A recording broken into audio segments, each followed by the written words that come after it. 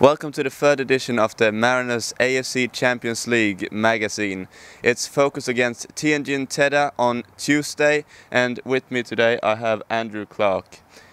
What do you say about the Mariners campaign in the AFC Champions League so far? Well, I think considering the bulk of games that we've had at the end of the season, our campaign has been quite good so far.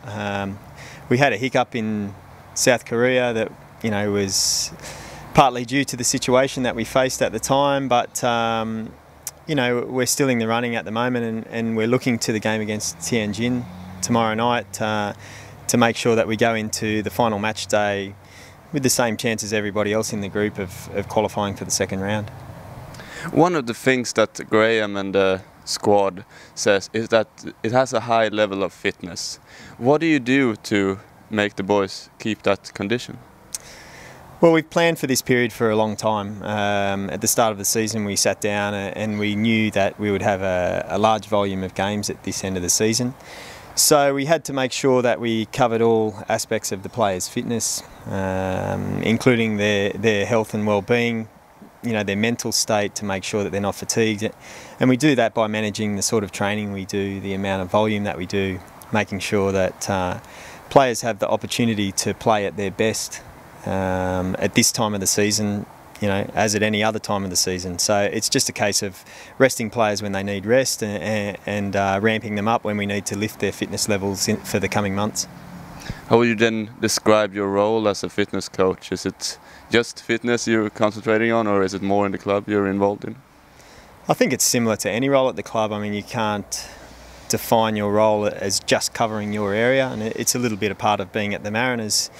We all cross our boundaries a little bit, but certainly my focus is on the physical ability of the players, making sure the players are fit enough to carry out the coach's tactical instructions, making sure they're healthy for every game, and making sure that the coach has all of the players to choose from for each game. We have some quotes from the press conference earlier today with Graham Arnold and Alex Wilkinson, and also an interview with Mustafa Amini, who's possibly doing his last home game for the Mariners. I think build-up has been fantastic. The boys they've got the power back in their legs, and obviously the fatigue side of what we went through after the Perth Glory game, with the extra time then going across the Sion there was a difficult week for the boys.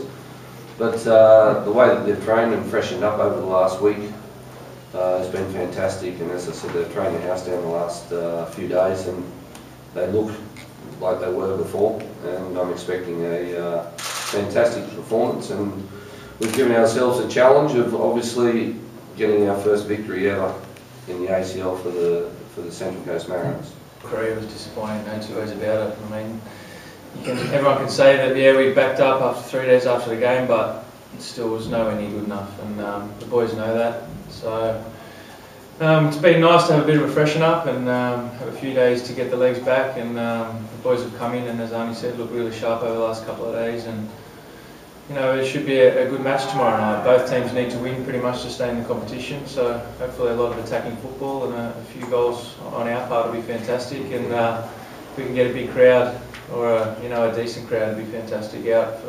It is our last home match of the year, so it'd be nice if we could get a few guys out there to support us. It's part of football that players come and go, and the last farewell we had with Matty Simon was probably the highlight of the season for us. It was a wonderful night for Matty and also for everyone involved. And Musti's got a fantastic opportunity in life in football, going to Borussia Dortmund, and we've had a good chat to him the other day about where he needs to be at when he first gets across there. And the kid's been fantastic since he's been here with us, and last year especially. He set the league on fire, and everyone was talking about the kid, and this year it's been a little bit tougher for him because he's been distracted with the Olympic qualifications series, as well as trying to get fit. And there's another great young kid plays in his position as well, in Tommy Rogic. So it hasn't been probably as fluent this season that Musti would have wanted, but the kid has got a wonderful opportunity ahead of him, and hopefully we get as Alex said, a healthy crowd here tomorrow night to farewell him, because he's done again. He's brought some money into the club, and he's performed fantastic for the Mariners since he's been here, and I'm sure that the club and the supporters want to wish him all the best for his future over in Europe, and and then hopefully there's the making of a wonderful soccer in the future. Mustafa Amini, it's coming down to the last home game for you with the Mariners. How do you feel in front of this game? Yeah, I feel great. I'm excited to go to a new adventure overseas to Borussia Dortmund, and I'm happy and sad to leave the Mariners, but that's always going to happen. You have to fulfill your dreams and hopefully make it overseas. And yeah, hopefully we go out with a win tomorrow. What do you see in prospect of you in Dortmund? I don't know, just a learning curve, new adventure. They won the Bundesliga again 2 years in a row, with the likes of versing Bayern Munich and stuff. We're in the Champions League final, so it's a big team and stuff, and just looking to learn football, get better and hopefully get my chance. So what do you will remember most from the Mariners? Just the boys. They're a great bunch of boys, the team, the coaching staff, everything. Everyone's been good to me, the fans, and it's just a great club overall. Andrew Clark, how much has he helped you in your career? Yeah, Andrew Clark has been great, when I came here in the beginning and stuff, and now from 2 years with him, my groins are finally fixed. They all had a bit of groin problems, and we've been doing a lot of one-on-one work and gym work to strengthen them, and it's been working, and he's good. He's good. This last game here at home ground against Tianjin, what do you think of the match? Yeah, Tianjin are a good side. We went over there to China and we had a 0-0 draw, and it was tough. And now they've had to do the travel and stuff, so hopefully we can counter on that and put it on them and get 3 points. Musti is a great talent. How do you think his move to Dortmund will enhance his career? I think it's a great opportunity that he's got. I certainly think he has to continue to strive to improve his physical ability to compete at that level. But it's just the nature of being faced with that standard of players every day that you have to lift to survive or fade away. And so Musti's pretty excited about his opportunity, and we just hope that we've put him in a position where he can make the most of it. Before becoming the fitness coach, you had a long career, and you played in the Champions League 2009. What do you remember from that? Yeah, I think I remember it was exciting. I've experienced time playing in Asia before, so it was great to get back there and play some games. My disappointment probably comes from some missed opportunities. We got ourselves into positions in games in Korea and Japan where we could have got something, whether it was a win or a draw out of the game.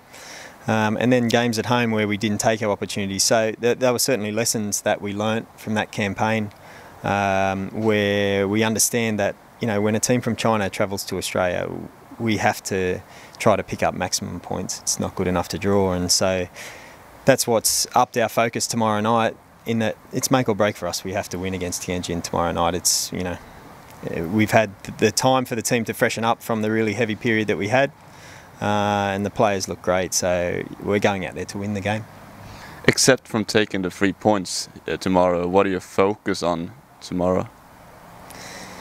Yeah, look, I think tactically it's not so much for me to talk about, it's more the manager's role to talk about how we'd like to play, but we've had to change our style a little bit to play in Asia. I mean, the game is more compact, it's faster in the transition, it's more physical, the quicker transition makes it more physical. So we've had to be ready to adapt to that, and I think we have difficulties in competing due to salary cap and squad cap restrictions. But like tomorrow night, if we've got our best players available and they're all healthy, those things don't come into play. We look great in training, and we certainly don't feel like we've got any disadvantage against playing against a Tianjin side that operates on a $30 million playing budget. Want to take a guess at the result? No. I'll just say that, you know, we're certainly going out there with a positive attitude, and we know that the rest of our ACL campaign hinges on us getting a result tomorrow night. We thank Clarky for his insights, and just a reminder, tomorrow's game at 7:30 is possibly the last game at Central Coast Stadium of this season, so be there. See you there.